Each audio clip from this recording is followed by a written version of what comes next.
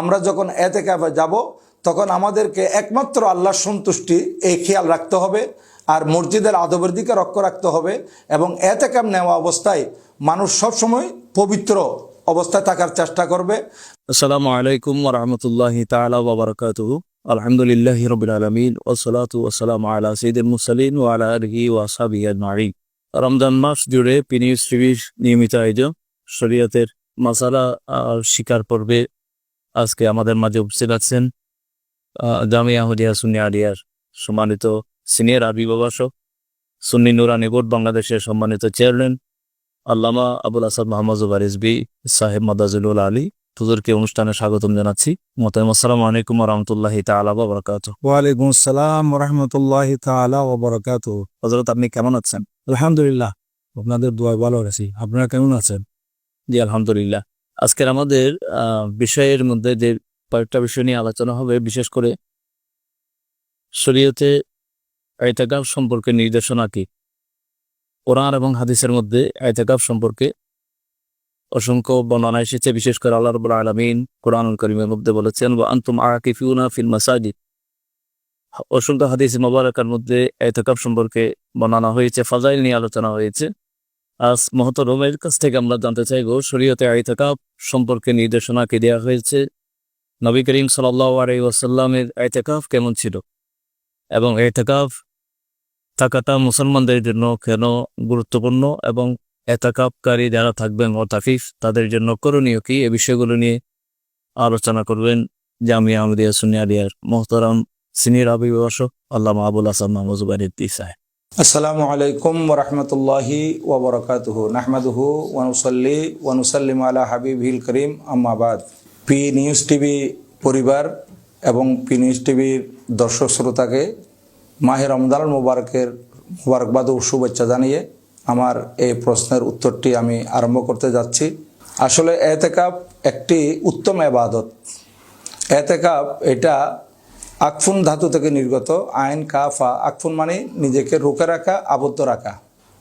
তো শরীয়তের পরিভাষায় ইতিকাফ বলা হয় নির্দিষ্ট সময়ের জন্য নিজের পরিবার পরিজন থেকে পৃথক হয়ে আল্লাহর সন্তুষ্টি অর্জনের জন্য আল্লাহর ঘরে একাকিত্ব অবস্থান করাকে ইতিকাফ বলা হয়।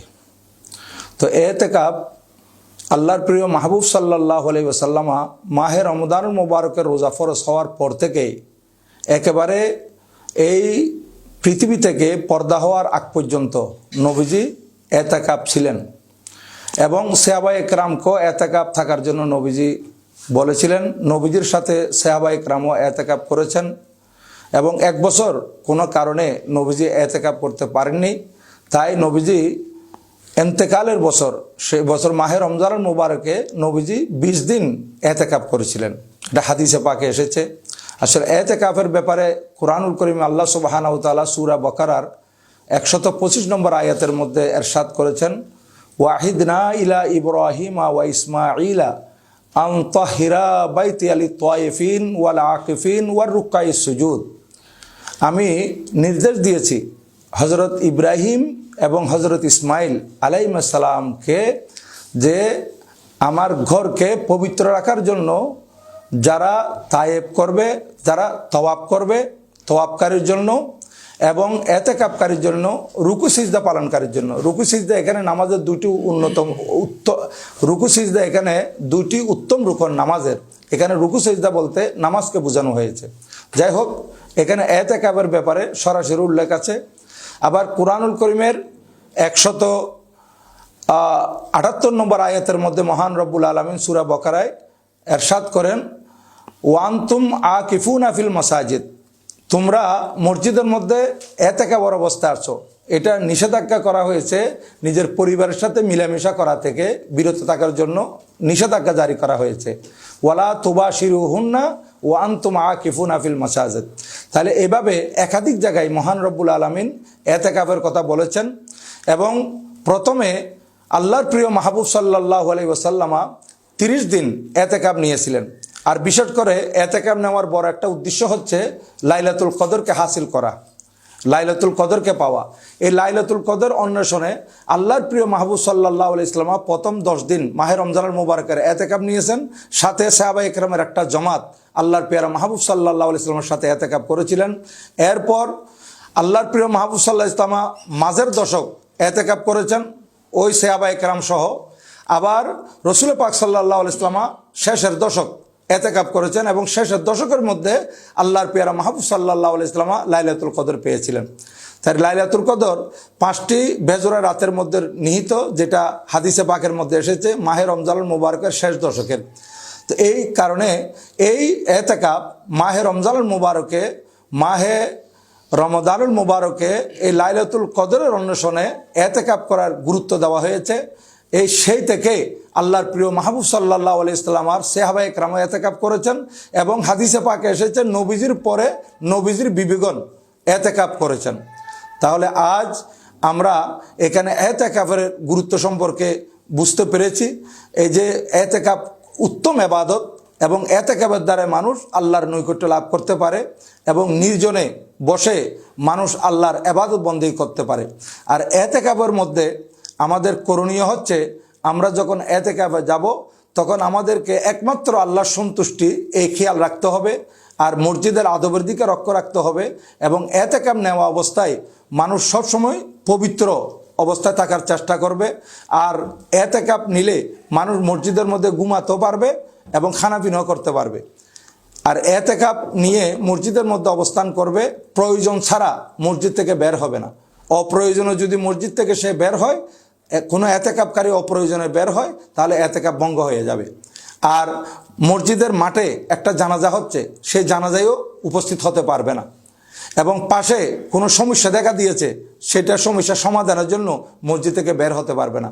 আবার মসজিদ বলতে এটা খারজুল মসজিদ, যেখানে নামাজ হয়। আমরা তো মসজিদ বলতে পুরো এরিয়াকে মসজিদের এরিয়াকে মসজিদ বলি, কিন্তু না, এটা খারজুল মসজিদ নয়, দাখিলুল মসজিদ, যেটা মসজিদের ভিতর অংশ যেটা আছে সেখান থেকে। আবার শরীয়তের মশালা হচ্ছে, যদি মসজিদ দ্বিতল ভবন হয়, মসজিদের মধ্যে এটা দোতলা মসজিদ হয়, সে সিঁড়ি যদি মসজিদের বাইরে হয়, তাহলে কোনো এতেকাবকারী নিচে এতেকাব নিয়েছে, সে দ্বিতীয় তলায় উঠতে পারবে না, যেহেতু তাকে বাইরে দিয়ে উঠতে হচ্ছে। আর যদি ভিতর দিয়ে হয় সিঁড়ি, তাহলে যেহেতু সেখানে নামাজ হচ্ছে, এটা মসজিদের ভিতর অংশ, দাখিলুল মসজিদ, তাহলে উপরে নিচে যাওয়া তার জন্য বৈধ হবে। আর বিশেষ করে এই অপ্রয়োজনে গোসলও করবে না এতেকাব অবস্থায়।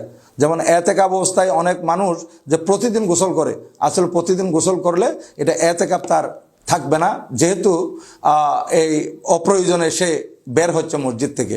তাইলে প্রয়োজন মানে ফরজ গোসল আদায় করার জন্য সে বের হতে পারবে, তার ওই হাজত আদায় করার জন্য বের হতে পারবে। আবার কোনো সময় দেখা যাচ্ছে মসজিদে এতেকাব নিয়েছে, তার খানাপিনা আনার জন্য তাকে কোনো মানুষ নাই তাকে যে খানাপিনা এনে দিবে, এখন সে খানা খাওয়ার জন্য বের হতে হবে নির্দিষ্ট সময়ে। এই সময়ের ভিতরে আবার তাকে চলে আসতে হবে। এখানে খানা খেতে গিয়ে কোনো গল্প গুজব করতে পারবে না, তাহলে ওই এতেকাব ভঙ্গ হয়ে যাবে। আবার বাথরুমও গেছে, বাইরে বাথরুমে গিয়ে বাথরুম সেরে উজু কালাম করে তাড়াতাড়ি আবার মসজিদে চলে আসবে, ওখানেও অবস্থান করা যাবে না। হ্যাঁ, কোনো মানুষ যদি বলে আমার বায়ু চড়া আছে, আমি গোসল না করলে থাকতে পারি না, তাহলে সে ওয়াশরুমে যাবে যে ওয়াশরুমের হাজত ছেড়ে তাড়াতাড়ি সেখানে সে গা হাত মুছে কিংবা কিছু পানি দিয়ে গোসল করে তাড়াতাড়ি চলে আসবে। এটা গোসলের জন্য যায় নাই, সে ওই হাজত আদায় করতে গেছে, গোসল সেরে চলে আসছে, এরকম করে সে চলে আসতে পারবে, কিন্তু গোসলের উদ্দেশ্যে যাবে না, ফরজ গোসল ছাড়া। আর এইভাবে এতেকাবকারী গল্প গুজব করবে না, সেখানে আড্ডা করবে না, এবং সঙ্গী সাথীর সাথে মিল মহব্বত এটা সৃষ্টি করবে না। আমরা যে একজন আরেকজনের সাথে আন্তরিকতা মহব্বত, এখন সে তো আল্লাহর দরবারে চলে গেছে, আল্লাহর কাছে, আল্লাহর জন্য এতেকাব করেছে, এই জন্য সে বেশি সেখানে কথাবার্তা বলবে না এবং ফোন ব্যবহার করবে না। বিশেষ করে মোবাইল ফোন, আমাদের এখানে মোবাইল ফোনে ব্যবসা বাণিজ্য পর্যন্ত করে ফেলতেছে। মোবাইল ফোন এটা বন্ধ করে রাখবে, যেহেতু সে আল্লাহকে রাজি করার জন্য একাকিত্বে চলে গেছে। এখানে একটা কথা খুব জরুরি, যখন এতেকাব নিয়েছে, এতেকাবকারীর জন্য 4টা জিনিস বৈধ হয়ে গেছে। 1 নম্বর হচ্ছে, সে মসজিদে এতেকাব নিয়েছে, এতেকাব নেওয়ার কারণে সে মসজিদে অবস্থান করে তার জন্য খানাপিনা করাটা জায়েজ হয়ে গেছে। দ্বিতীয় নম্বর, মসজিদে ঘুমানো নিষেধ। এখন এতেকাফের নিয়তে ঢুকার কারণে সে মসজিদের মধ্যে ঘুমাতে পারবে। তৃতীয় নম্বর, মসজিদের মধ্যে এতেকাফ নেওয়ার কারণে সেই ব্যক্তি এখন ওই দুনিয়াবি প্রয়োজনীয় কথাবার্তা বলতে পারবে। দুনিয়াবি কথাবার্তা মসজিদে বলা জায়েজ নাই, কিন্তু এতেকাফের নিয়তে যখন ঢুকছে প্রয়োজনীয় দুনিয়াবি দিনী কথা তো এমনি বলা জায়েজ আছে, কিন্তু দুনিয়াবি কথা বলতে পারবে যে প্রয়োজনীয়। এভাবে এতেকাফকারীর বড় গুরুত্ব রয়েছে। হাদিসে পাকের মধ্যে আসছে, আমি এবারতগুলো পড়তেছি না যেহেতু সময় সংক্ষেপ। হাদিসে পাকের মধ্যে এসেছে, আল্লাহর নবী ইরশাদ করেছেন, যে ব্যক্তি আল্লাহর সন্তুষ্টি অর্জনের জন্য একদিন এতেকাফ নিবে, একদিন। কারণ এতেকাফ 3 প্রকার। একটা হচ্ছে মান্নতের এতেকাফ, এটা ওয়াজিব। আর যেটা আমরা মাহে রমজানুল মুবারকের শেষ দশকে 10 দিন যে 20 রোজা, সূর্য অস্ত যাওয়ার আগে আগে মসজিদে ঢুকে গেলাম, তাহলে 21 রোজা শুরু হতেই আমাদের এতেকাফ শুরু হয়ে গেল। এই মাহে রমজানুল মুবারকের পরবর্তী শাওয়াল চাঁদ উদিত হওয়ার সাথে সাথে মসজিদ থেকে বের হতে পারবে। এটা হচ্ছে সুন্নতে মুআক্কাদা আলাল কিফায়া। হ্যাঁ, এখানে ওই পুরো এলাকা থেকে কোনো একজন এতেকাফ নিলে প্রত্যেকের পক্ষ থেকে আদায় হয়ে যাবে। আর যদি কেউ না নেয় তাহলে সবাই গুনাহগার হবে। আলহামদুলিল্লাহ, এখন এতেকাফ নেওয়ার জন্য আমাদের যুবক ভাইরাও আগ্রহী, অনেকে আগ্রহী। আমাদের বিভিন্ন মসজিদে দেখতেছি এখানে এতেকাফের জন্য আর তালাশ করে আনতে হয় না। এখন এক এক মসজিদের মধ্যে 10 জন, 20 জন, 25 জন, 50 জন, এর থেকে আরও বেশি এতেকাফকারী হয়ে গেছে। তাহলে এতেকাফের গুরুত্ব তারা বুঝতে পারতেছে। তো নবীজি সাল্লাল্লাহু আলাইহি ওয়াসাল্লাম ইরশাদ করেন, একদিন যদি আল্লাহর সন্তুষ্টি অর্জনের জন্য এতেকাফ নেয়, তাহলে সেই ব্যক্তির জন্য আল্লাহ পাক সুবহানাহু ওয়া তাআলা হাশরের ময়দানে 3টি এমন গর্ত খনন করবেন, একটা গর্ত থেকে আরেকটা গর্ত তার পূর্ব থেকে পশ্চিম পর্যন্ত, এই পৃথিবীর যত সীমানা, এই পূর্ব থেকে পশ্চিম প্রান্ত পর্যন্ত এত দূরত্বের মধ্যে থাকবে। অর্থাৎ এখানে আমার নবীজি আমাদেরকে এটাই বুঝাতে চাইছেন, এতেকাফকারী জাহান্নাম থেকে অনেক দূরে থাকবে। হ্যাঁ, এতেকাফকারীর জন্য জান্নাত। আলহামদুলিল্লাহ। তাই আমি আপনাদের খেদমতে আরজ করব, যাতে করে আমরা এই যুবক ভাইয়েরা এই এবাদত যুবক অবস্থায় করাটা অনেক উত্তম। এই যুবক অবস্থায় যে এবাদত করবে, সে যখন বৃদ্ধ হয়ে যাবে, উঠতে পারবে না, বসতে পারবে না, আল্লাহ পাক সুবহানাহু ওয়া তাআলা তাকে যে অল্প এবাদত করলো, ওই যুবক অবস্থায় এবাদত কন্টিনিউ করার কারণে এই বৃদ্ধ অবস্থায় এবাদত কম করলো, যুবক অবস্থায় এবাদত সওয়াব তাকে বৃদ্ধ অবস্থায় দান করবে। আলহামদুলিল্লাহ। তাই এই জন্য আমি বলবো, আমি সংক্ষেপে আপনাদের খেদমতে এতেকাফের গুরুত্ব এবং মাঝে মাঝে এতেকাফ ভঙ্গের কারণ এবং এতেকাফ অবস্থায় করণীয় এ সম্পর্কে আপনাদের খেদমতে তুলে ধরলাম। আল্লাহ পাক সুবহানাহু ওয়া তাআলা আমাদেরকে এগুলো আমল করার তৌফিক দান করুন। আমিন। ওয়া মা আলাইনা ইল্লাল বালাগ। ওয়াসসালামু আলাইকুম ওয়া রাহমাতুল্লাহি ওয়া বারাকাতুহু।